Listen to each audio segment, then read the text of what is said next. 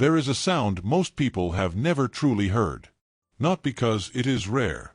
Not because it requires any special equipment or any particular skill. It is absent from most people's awareness for a simpler reason. It happens in the space between sounds, and the human mind, trained to notice what is present, tends to skip past what is not.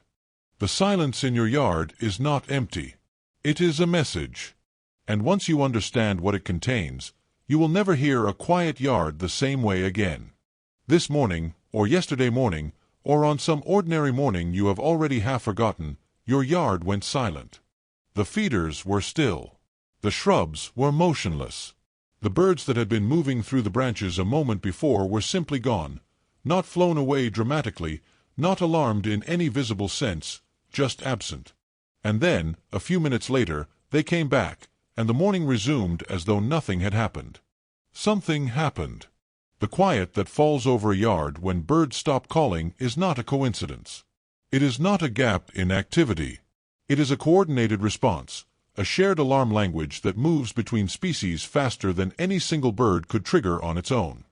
Ornithologists call it a heterospecific alarm response. The term is technical. The reality is something closer to a whisper network. When one species detects a specific category of threat, not just movement, not just unfamiliarity, but a threat that registers as dangerous at a fundamental level, it does not simply flee. Its silence itself becomes the signal. Other species, listening without knowing they are listening, read that absence and respond in kind. The silence spreads outward through the yard like a slow wave. By the time you notice it, it has already been moving for several seconds. Your yard did not go quiet. Your yard was told to go quiet. And every bird in it understood.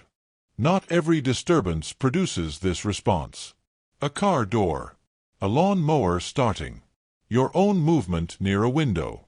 These things scatter birds temporarily, but they do not produce the deep, layered silence that this video is about. The silence that carries real information is triggered by apex predators. Specifically, by the ones that hunt from above.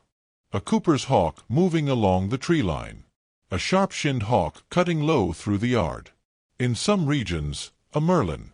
In others, a peregrine making a pass at altitude you would never notice without looking directly up. These are the triggers. And the birds in your yard, the chickadees, the sparrows, the nuthatches going about their ordinary business, are monitoring for them with a precision that has been refined across millions of years. The American robin has a specific alarm call for aerial predators that is structurally different from its call for ground threats. High-pitched, thin, difficult to localize, designed to carry the warning without giving away the caller's position. Other species recognize it instantly. When that call sounds, and then cuts off, the silence that follows is not the end of the message. It is the message continuing in a different register. Different threats produce different silences. A cat moving along the fence line produces a ground predator response. Birds move upward, into higher branches, calling sharply, visibly tracking the threat. That is an alert with movement in it. The aerial predator silence is different. It is a stillness that goes into the vegetation. Birds do not rise. They drop. They press into cover and hold. Researchers studying mixed-species flocks in forested environments have documented that this silence can persist for 4 to 7 minutes after a hawk has moved completely out of the area. The birds do not resume normal activity when the threat disappears. They resume when the threat has been gone long enough to be considered gone. There is a waiting period built into the response, a margin of caution that has, over evolutionary time, saved more lives than it has cost. Your yard observes that margin. Every time. They are not reacting individually. They are operating as a network. The chickadee at your suet feeder is not simply eating. It is monitoring. The white-throated sparrow moving through the leaf litter is not simply foraging. It is one node in a system that collectively processes more sensory information per second than you could consciously track if you tried. And that network includes your yard specifically. The birds that have chosen your space, returned to it, built familiarity with it, learned its sight lines and its hiding spots, are the ones best positioned to use it when the silence comes. the dense shrub you planted near the fence, the brush pile you left in the corner, the low-hanging branches over the feeder. These are not just habitat features. They are the architecture of survival, and the birds in your yard have mapped every inch of it. When the silence falls and they disappear into that cover, they are not fleeing randomly. They are going to specific places they have already identified in advance as safe.